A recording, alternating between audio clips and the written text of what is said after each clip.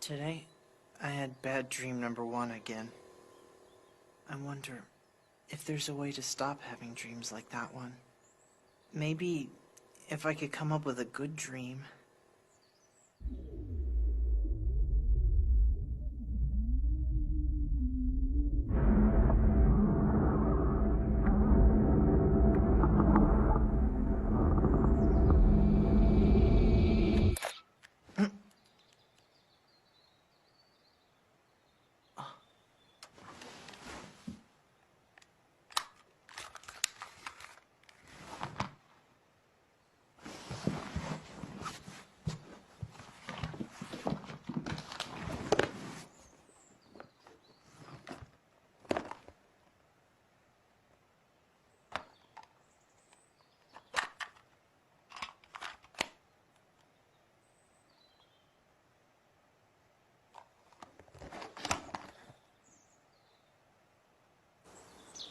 I tell you, it's ridiculous. We haven't had a drop of rain in ages.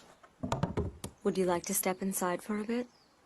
Don't trouble yourself. I was just stopping by. Oh, heading to school? Even if we do have a good rice harvest this year, the reservoir up at the Kamewa Dam's dry as a bone.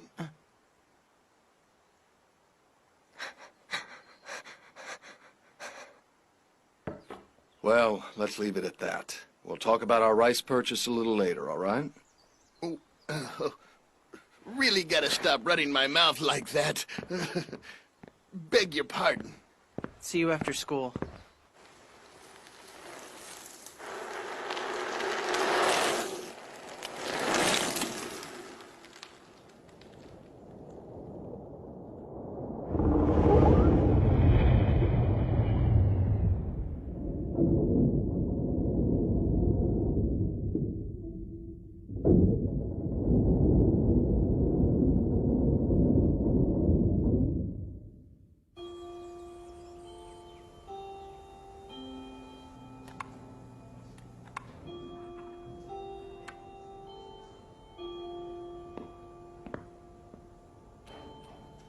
Your family runs a sake brewery, right, Taro?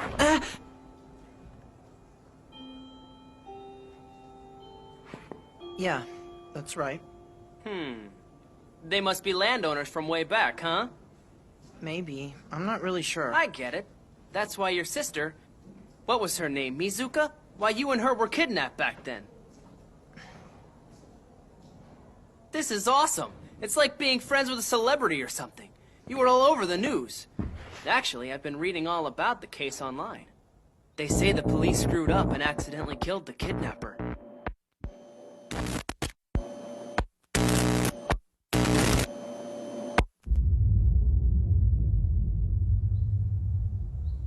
Actually, before things went sour, he called in to demand a ransom. I wonder, you think he really did it for the money or not? You said you moved here from Tokyo? Yeah? So in Tokyo, do you guys just run up to strangers and start butting in on their personal lives?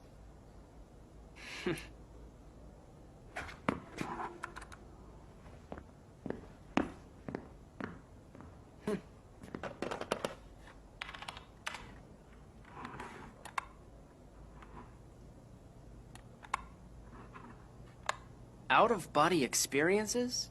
Dreams?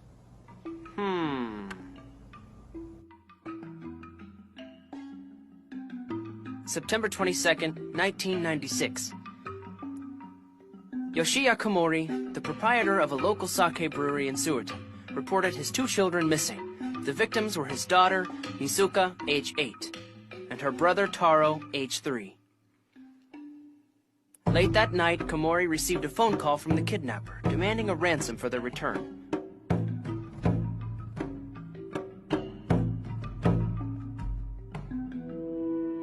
Without indicating a clear drop of point for the ransom money, the kidnapper sent Komori on a wild goose chase all over the town.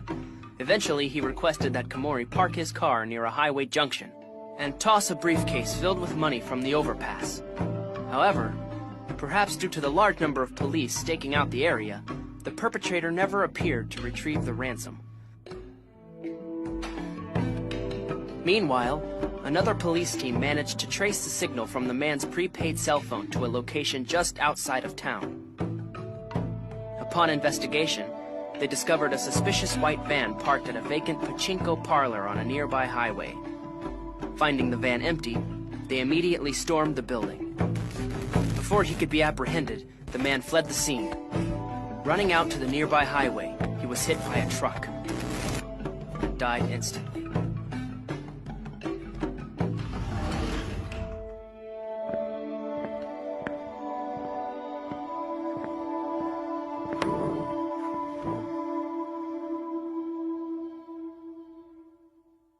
The police found the prepaid cell phone inside the abandoned building, leaving little doubt that the man who had died was the kidnapper. However, the missing children were nowhere to be found. The perpetrator's name was Yachio Sukua. He was originally from central Honshu, with no ties to the local area. He had no police record and no traceable employment record.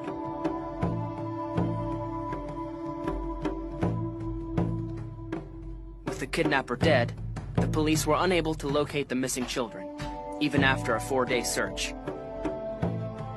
Just as the police exhausted their options, a key discovery was made. Hidden behind a local mountain, a ghost town named Kamewa had been abandoned when a dam was built. Although the area was usually flooded, the water receded during the dry season, exposing a long-abandoned hospital. The police received a tip from a local resident that the children might be inside, and upon further investigation, the victims were soon recovered. Unfortunately, by the time the police arrived, the daughter, Mizuka, had already passed away. Her younger brother Taro was in a state of shock, but otherwise seemed unharmed. In addition to the two children, food and water was also found in the room. Apparently, the kidnapper had planned to return soon and had left them tied to the hospital beds. As a result, they were unable to eat or drink without his assistance.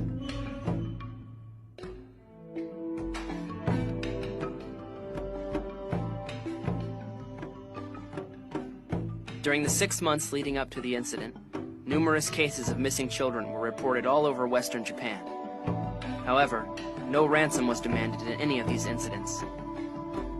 And as a result, it is unclear whether they are related to the Komori case or not. October 2nd, 1996. Hiroshi Yogami was found dead in his home in Suiten.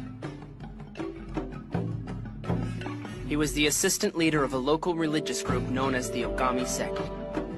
His body was discovered in a locked room with his eyes slashed out and his throat slit.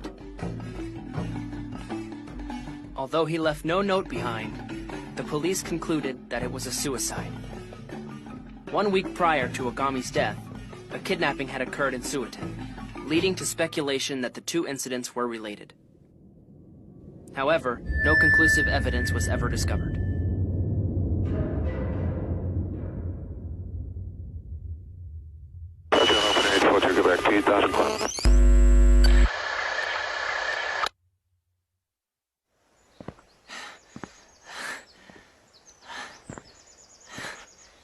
I can't believe she climbs these steps every single day.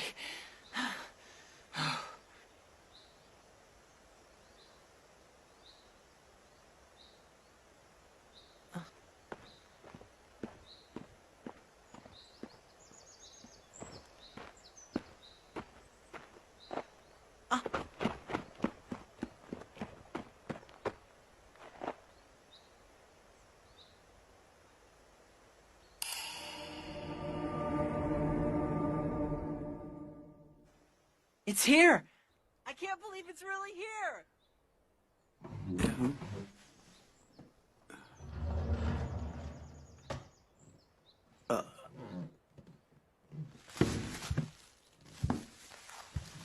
Hi, Miyako. Welcome back. Did you bring me sake?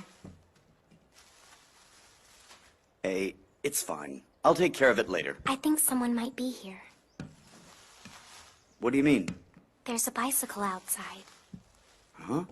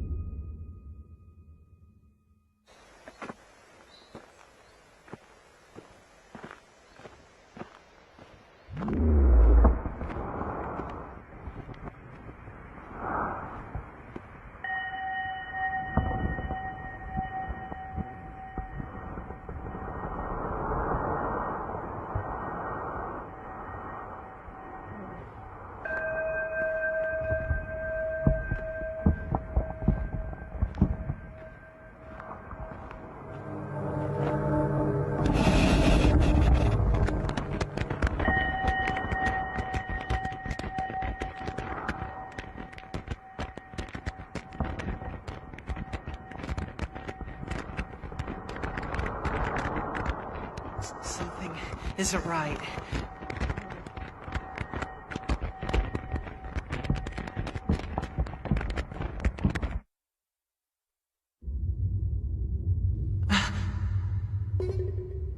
Mizuka! Mizuka! I know that can't be my sister, but she...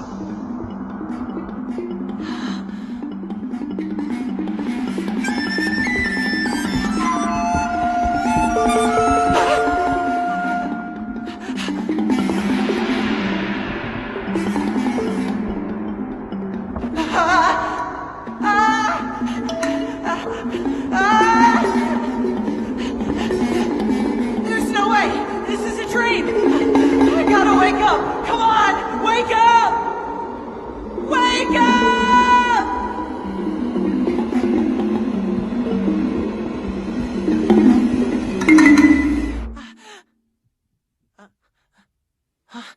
What was...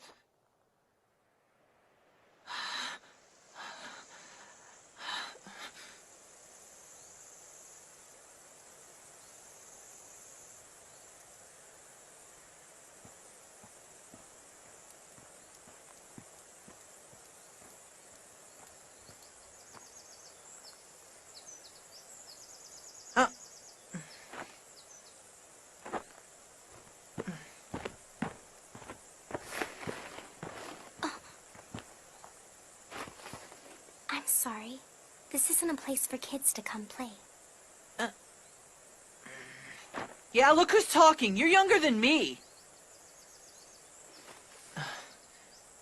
What were you just looking at? The dragon god. Huh?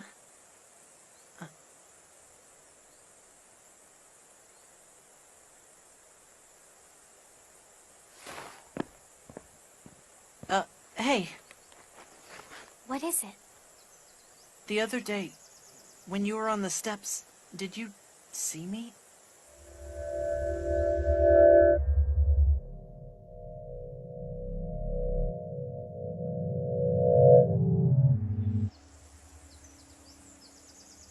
Maybe.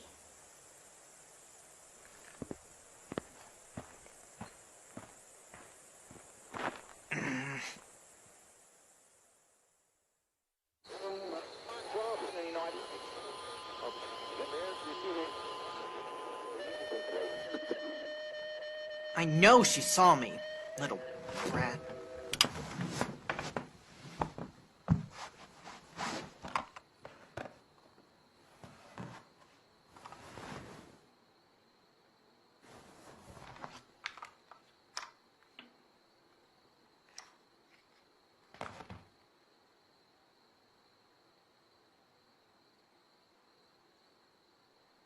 Please, no bad dreams.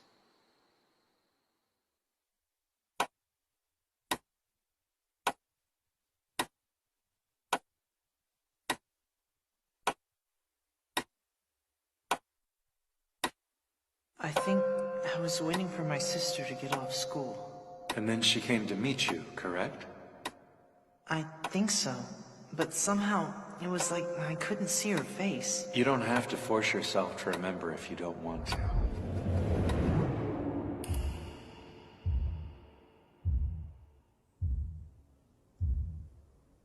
Hey, this isn't making me sleepy at all. Oh, of course. That's because this isn't hypnosis. EMDR, they call it. Just move your eyes back and forth and relate your memories to me. Don't worry too much. There's no special trick. I just move my eyes, huh? To be honest, we're still not sure exactly how it works. The theory is that by cross-activating left and right brain functions, it stimulates brain activity and lessens the symptoms of PTSD by helping you better process your traumatic memories. PTSD. Don't concern yourself with that too much. You aren't showing any severe symptoms of the disorder. However, in our last session, you mentioned that you wanted to recover some missing memories. That's true, correct? Yeah. But But now I'm not really sure if I should. Remember, I mean. We'll continue for now.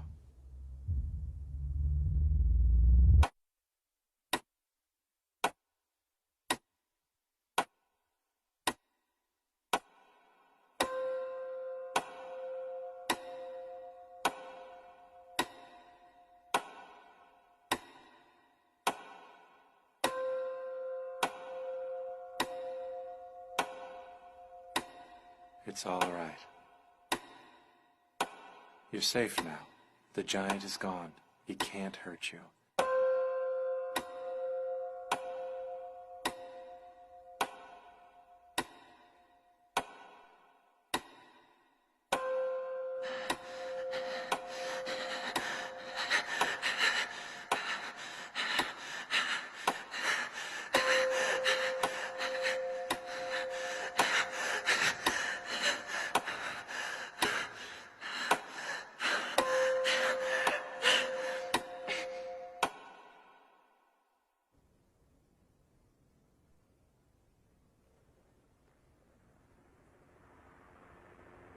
All right.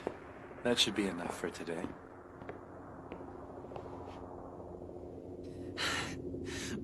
Why did these dreams always have to be so terrible?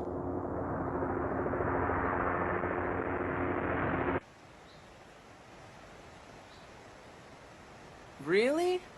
But wait a sec. If that's the case, then who told the police that Taro and his sister were at the hospital by the dam? Some old lady named Himeko Ogami. So her last name means great god, and her first name means princess. Impressive. But I guess that's no surprise, since people say she's psychic. And right after they found the kids in the hospital, Ogami's dad committed suicide, huh?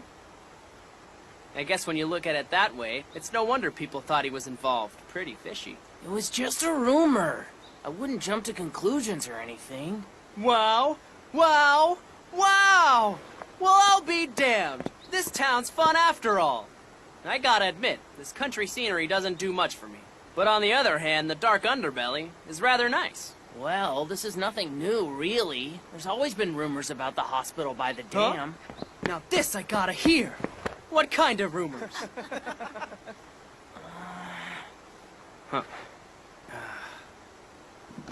Take it. I kept my promise, but don't blame me if you get addicted. Thanks.